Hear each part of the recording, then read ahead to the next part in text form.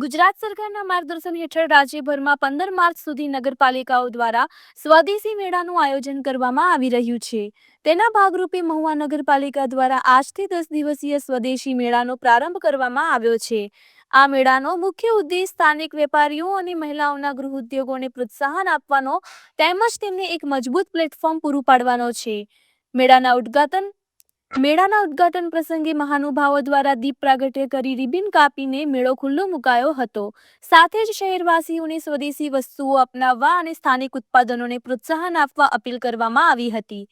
મહુવામાં શરૂ થયેલો આ સ્વદેશી મેળો આગામી 10 દિવસ સુધી શહેરવાસીઓ માટે આકર્ષણનું કેન્દ્ર બનશે। રિપોર્ટર નીતિશ ગોસ્વામી, મહુવા। આજના રોજ નગરપાલિકાએ સ્વદેશી મેળાનું આયોજન કરી અને અમને બહેનોને ઘરે જે પ્રોડક્ટ બનાવી છે એનો અમને લાભ આપ્યો છે, એટલે એના માટે નગરપાલિકાનો ખૂબ ખૂબ આભાર। મારા ગ્રુપનું નામ ક્રિસ્વી જૂથ સહાય છે। નગરપાલિકા વાળાએ એક સરસ મજાનું આયોજન કરેલું છે જે સ્વદેશી માટે ખૂબ જ સારું છે। એ લોકોને ખૂબ ખૂબ આભાર। એ લોકોનું ખૂબ આયોજન સરસ છે કે એને આવી રીતે અમને ફ્રીમાં સ્ટોલ આપેલું છે, તો નગરપાલિકાનો ખૂબ ખૂબ આભાર। અને અમારા જૂથની અંદર આવી, અમારા બૂથની અંદર આવી અને તમે સ્વદેશી વસ્તુ અપનાવો અને દેશની અને રાજ્યની ખૂબ જ પ્રોત્સાહિત કરો। મારું નામ બારીયા વર્ષા અલ્પેશભાઈ છે।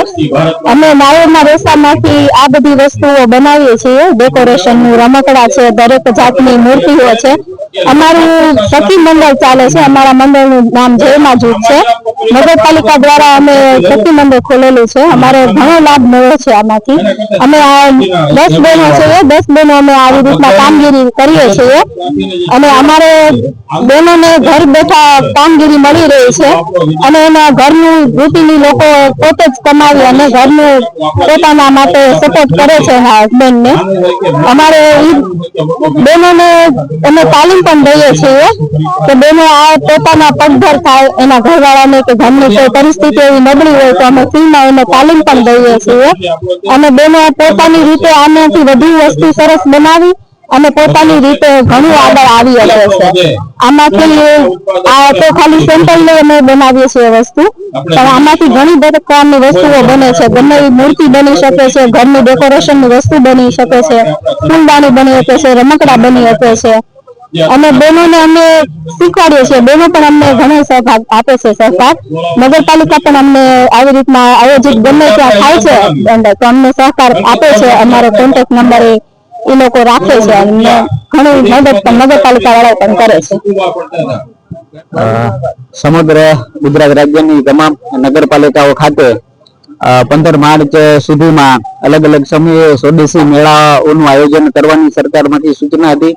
એ મુજબ અત્યારે બધી નગરપાલિકાઓમાં સ્વદેશી મેળાઓનું આયોજન થઈ રહ્યું છે। એના જ ભાગરૂપે આજે મહુવા નગરપાલિકા ખાતે પણ આપણે આજ રોજથી લઈ અને બીજી માર્ચ સુધી 10 દિવસ માટે સ્વદેશી મેળાનું આયોજન આપણે કરેલું છે। આજથી એની શરૂઆત થઈ રહી છે। સ્થાનિક જે વેપારીઓ, કારીગરો, સ્વસહાય જૂથના બહેનો ને પ્રોત્સાહન મળે, એમના જે કંઈ પણ ઉત્પાદનો છે એને પણ માર્કેટમાં યોગ્ય પ્લેટફોર્મ મળે, એના માટે એના પહેલ રૂપે નગરપાલિકા દ્વારા સ્વદેશી મેળાનું આયોજન કરવામાં આવેલું છે।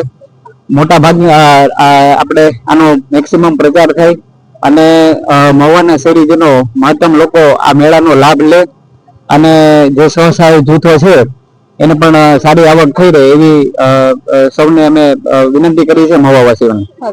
આજરોજ નગરપાલિકા તરફથી આ સરસ એવા મેળાનું આયોજન કરવામાં આવ્યું છે, જેમાં અમને લોકોને અમારી પ્રોડક્ટને પ્રસ્તુત કરવા માટેની સુવર્ણ તક આપવામાં આવે છે।